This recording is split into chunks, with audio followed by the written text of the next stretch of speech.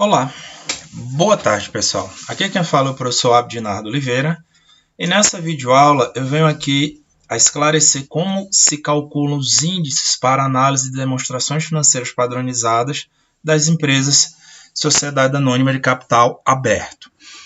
Eu já havia postado no Moodle uma planilha em Excel mostrando como se calcular cada um desses indicadores, bem como tais relatórios devem ser formatados no Excel.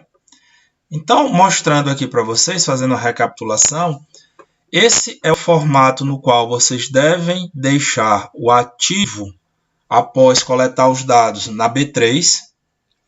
Chamo muita atenção para que vocês prestem a atenção de vocês para as contas que funcionam como se fosse um sumário, para vocês localizarem corretamente e colocarem na fórmula. Passando aqui a aba, eis a formatação de como o passivo deverá ter.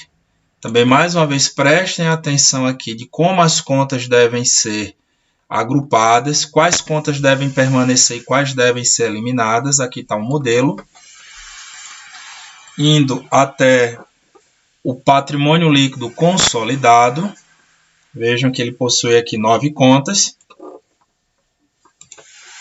E, por fim, o novo relatório, que é a demonstração do resultado do exercício, cujo esse relatório, ao final de um exercício fiscal, você verificará se a empresa em determinado ano teve lucro ou se ela teve prejuízo.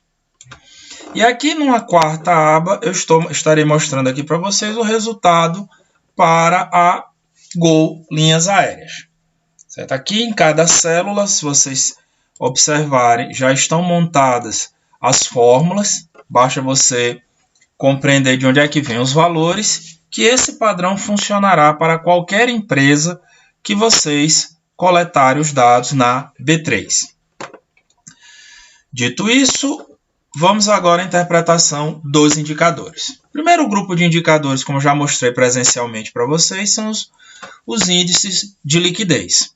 O primeiro índice de liquidez é o índice de liquidez corrente, que é o resultado da divisão do ativo circulante pelo passivo circulante. O índice de liquidez seca, que é o resultado da diferença entre o ativo circulante e os estoques. Uma vez achada tal diferença, vocês dividem pelo passivo circulante. O índice de liquidez geral, o qual você vai somar o ativo circulante com o ativo realizável a longo prazo. Com essa soma, você vai dividir pela soma do passivo circulante pelo passivo não circulante. Por fim, o capital circulante líquido, que é o resultado da diferença entre o ativo circulante e o passivo circulante. Como vocês localizarão tais contas nas demonstrações financeiras padronizadas? Aqui está o resultado desse sumário, ou seja, o ativo circulante é a conta 1.01, o passivo circulante é a conta 2.01, o estoque é a conta 1.01.04, o ativo realizável a longo prazo é a conta 1.02.01 e o passivo não circulante é a conta 2.02. Então, confirmando aqui, usando o sumário, conta 1.01, que é o ativo circulante, conta 1.02.01, que é o ativo realizável a longo prazo, conta 1.01.04, que são os estoques.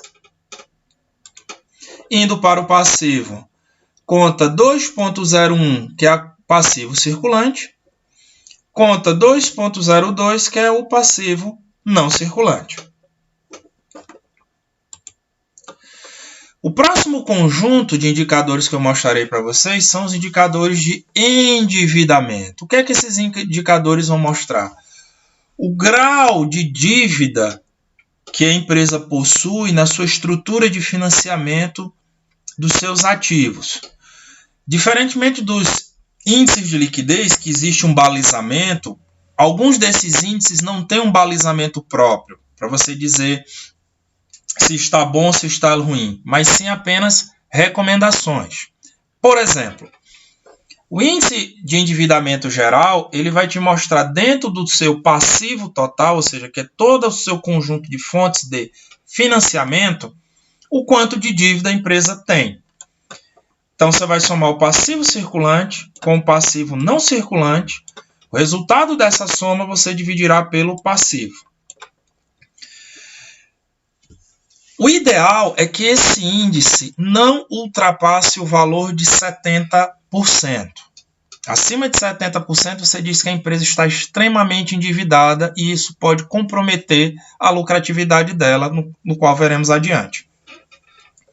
O próximo indicador é o índice de endividamento do patrimônio líquido, ou seja, para cada R$1 que os sócios colocaram investindo na empresa, cujo resultado é refletido aqui no patrimônio líquido, você vai querer descobrir quantos reais a empresa conseguiu através de empréstimos, seja de curto prazo, seja de longo prazo.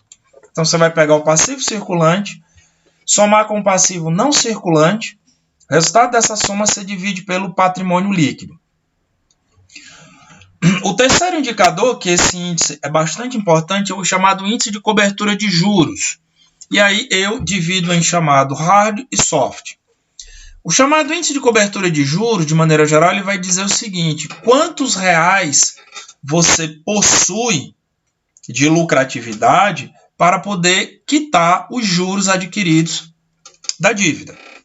Então, o chamado índice hard, ele vai considerar o lucro antes do resultado financeiro e dos tributos.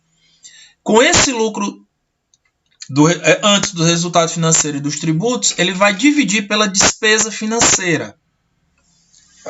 Então, é recomendado que esse índice ele seja maior que 1 e positivo. Quando ele é maior que 1 e positivo, significa que a empresa consegue pagar os juros adquiridos da sua estrutura de dívida. Quando ele é positivo, mas ele está entre 0 e 1, isso significa o quê?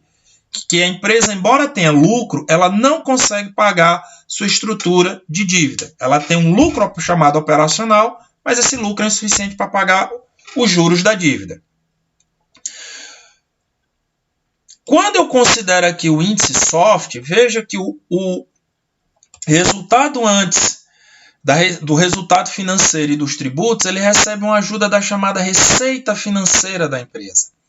Então, com esses dois conjuntos de receita, eu tentarei pagar todas as minhas despesas financeiras. Por isso que ele é chamado soft, porque ele recebe uma ajuda extra para quitar as despesas financeiras. Então, como vocês localizaram essas contas? O patrimônio líquido você encontrará na conta 2.03. O resultado antes do resultado financeiro e tributos é a conta 3.05, na demonstração do resultado do exercício. A receita financeira, melhor dizendo, é a conta 3.06.01 e a despesa financeira é a conta 3.06.02. Então, observando lá, no passivo, aqui você tem a sua conta 2.03, que é o patrimônio líquido consolidado.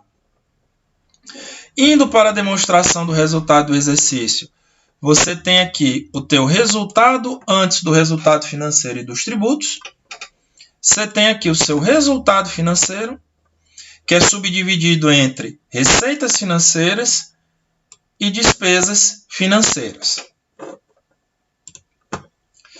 O próximo conjunto de indicadores são chamados indicadores de rentabilidade.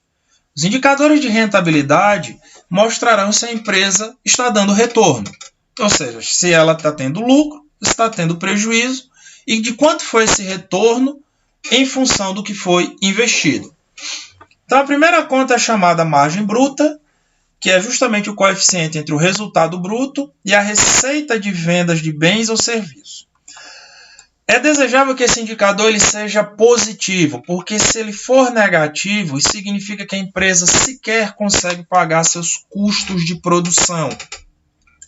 Ou seja, se ele for negativo, ou a empresa muda urgentemente a relação entre preço e custo de produção, ou ela será fadada à falência.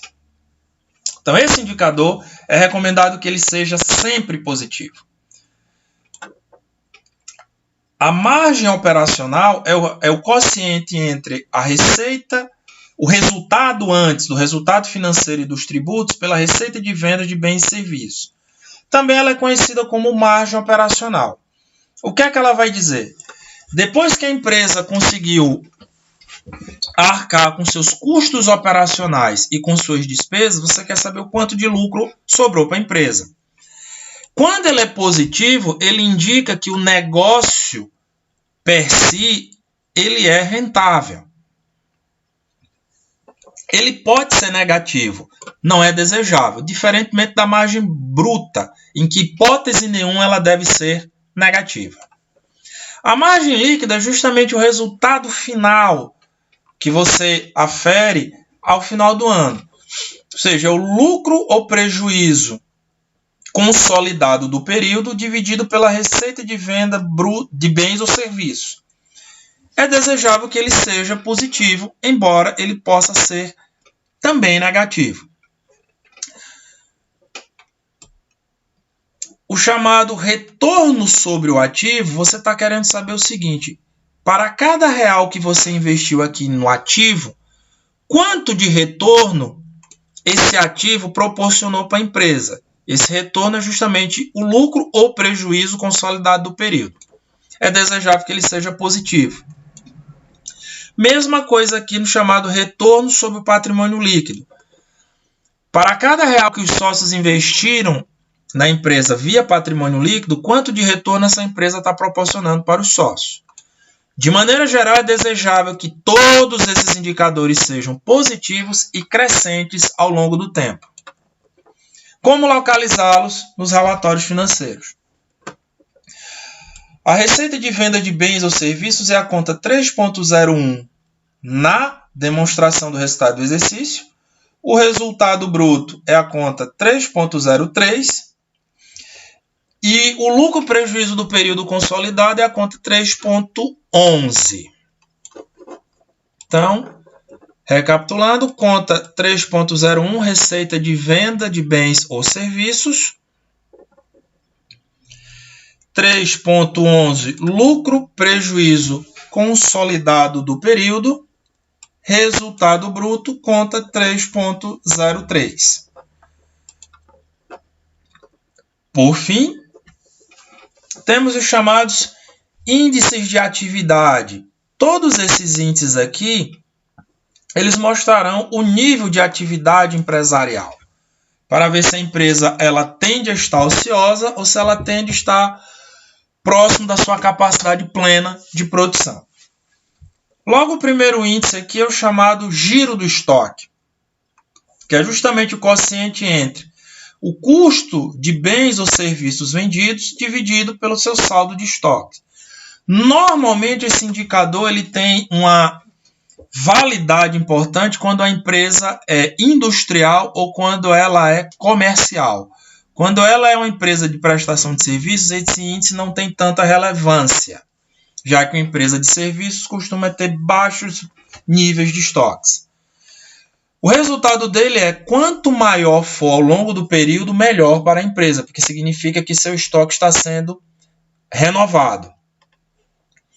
A idade média dos estoques, por outro lado, ela vai medir em dias quanto tempo você leva para renovar seus estoques. Ou seja, ela é o quociente entre 360, porque em um ano comercial eu tenho 360 dias, dividido pelo giro do estoque. Aqui em cima, quanto maior, melhor. Aqui na idade média dos estoques, quanto menor, melhor.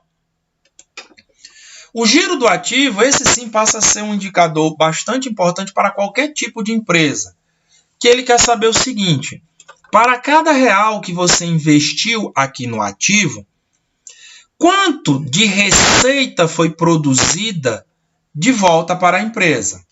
Esse indicador, quanto maior, melhor. Prazo médio de recebimento. Ele vai te mostrar em dias quanto tempo você demora para receber suas vendas a prazo. É o quociente entre o valor das contas a receber, dividido por 360, pois estamos avaliando relatórios anuais, E isso, uma vez que faz essa multiplicação, você divide pela receita de venda de bens ou serviços. Esse índice, quanto menor, melhor para a empresa, porque diminui a pressão sobre o capital de giro da empresa. Esse índice aqui é o chamado prazo médio de pagamentos de maneira geral, no qual você vai pegar o passivo circulante, multiplicar por 360 e dividir pelas compras. Temos também o prazo médio de pagamento aos fornecedores, o qual você vai pegar o valor da conta fornecedores, multiplicar por 360 e dividir pelas compras. Esses dois indicadores aqui, quanto maiores eles forem, melhor para a empresa, porque significa que ela terá mais prazo para liquidar essa dívida de curto prazo. Só que o interessante disso é que a conta compras ela não aparece diretamente nos relatórios financeiros. Você vai ter que encontrá-la. Como é que você encontra essas compras? Você vai pegar o estoque atual, ou seja, do ano corrente. Se o ano corrente for 2018, então você vai pegar o estoque do ano de 2018. Vai subtrair do estoque anterior. Se eu estou em 2018, então meu estoque anterior é o estoque que está em 2017. E somar com o custo dos bens ou serviços vendidos. Ok? Lembre-se que no relatório esse valor ele vai estar negativo. Então não se esqueça de tirar o sinal negativo. Como eu localizo esses valores nos relatórios financeiros? Então, o custo dos bens ou serviços vendidos é a conta 3.02. A contas a receber é a conta 1.01.03. E os fornecedores são a conta 2.01.02. Para recapitular, conta 3.02, custo dos bens ou serviços vendidos. No ativo, aqui você encontrará todas as suas contas e estoques. E aqui também você encontrará todas as suas contas a receber. Indo no passivo, aqui no passivo circulante você encontrará o total das suas contas fornecedores ao longo do tempo. Dito isso, pessoal, eu espero que essa videoaula ajude a compreender melhor como se dão esses índices para avaliação de relatórios financeiros. Reforço também que a leitura no livro permanece importante. Obrigado por essa videoaula. Bons estudos, pessoal!